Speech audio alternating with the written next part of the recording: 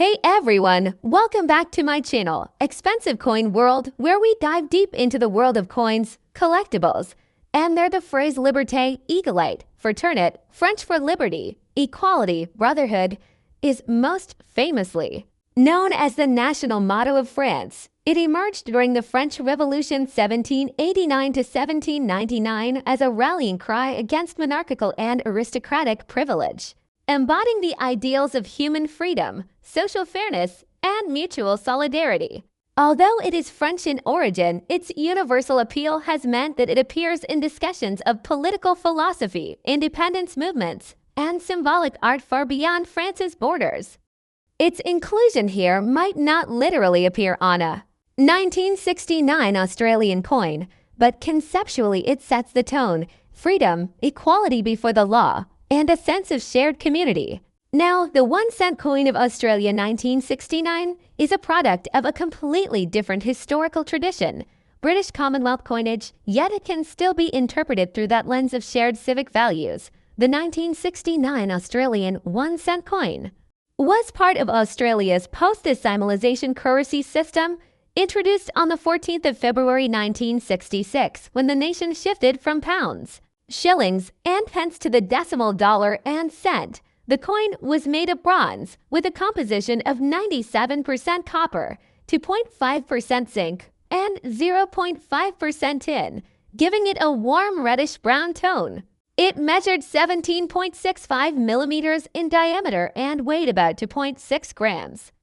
The reverse side, designed by Stuart Devlin, the official goldsmith and jeweler to Queen Elizabeth II, depicted a feather-tailed glider acrobates pygmaeus, a tiny marsupial native to Australia. This was an intentional choice. Australia's decimal coins were designed to showcase the country's unique wildlife rather than traditional heraldic symbols.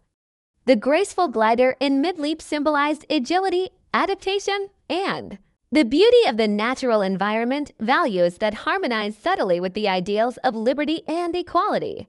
As it celebrates the diversity and independence of native species, the obverse front side of the coin bore the portrait of Queen Elizabeth II, facing right, created by Arnold Machin. This particular effigy was introduced in 1966 and became widely recognized across the Commonwealth. The inscription read, "Elizabeth to Australia 1969.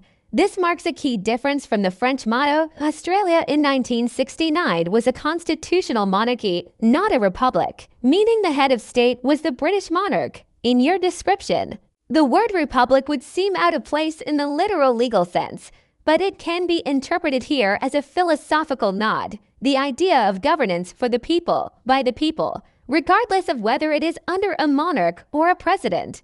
Interestingly, Australia has had recurring debates about becoming a republic, with referendums and public discussions. But in 1969, the monarchy remained firmly in place. As for Lagerfeuille, while this isn't part of official Australian mint history, it resembles a French surname. If taken metaphorically, it might be imagined as an engraver's or artist's signature in the symbolic narrative you're creating. French engravers and medallists often sign their works discreetly and in a thematic blend of Australian and French ideals. Lagerfeuille could represent the artistic bridge between two traditions, one colonial British and Commonwealth, the other revolutionary and republican.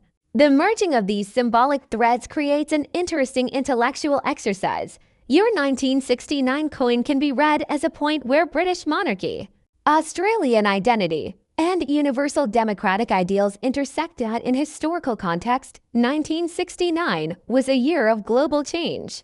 Queen Elizabeth II had been on the throne for 17 years, overseeing a commonwealth that was gradually redefining itself after the decolonization of Africa and Asia. Australia itself was finding a stronger, more independent cultural voice. The 1960s saw growing Indigenous rights movements, with the 1967 referendum allowing Aboriginal people to be counted in the census and giving the federal government the power to make laws for them. While this is not directly linked to the 1-cent coin, it resonates with the égalité part of the French motto, the push for equality before the law, recognition, and dignity for all citizens. From a numismatic perspective, the 1969 Australian 1-cent coin is not particularly rare in circulated condition because millions were minted. However, coins in uncirculated or proof condition with full original luster can be collectible, especially for decimal currency specialists. It is also an artifact of a bygone era. Australia ceased minting the 1-cent coin in 1990 due to inflation and the rising cost of production, and it was withdrawn from circulation shortly afterward. Today, surviving pieces serve as miniature historical documents preserving the art style, metalwork, and political symbols of their time. If we layer symbolism onto this coin with the French Revolutionary motto as our interpretive frame, an interesting narrative emerges. Liberty, the feather-tailed glider in free mid-flight, embodies freedom of movement and the natural right to live unconfined. Equality, the uniform design across all coins in circulation means every citizen used the same currency without class distinction.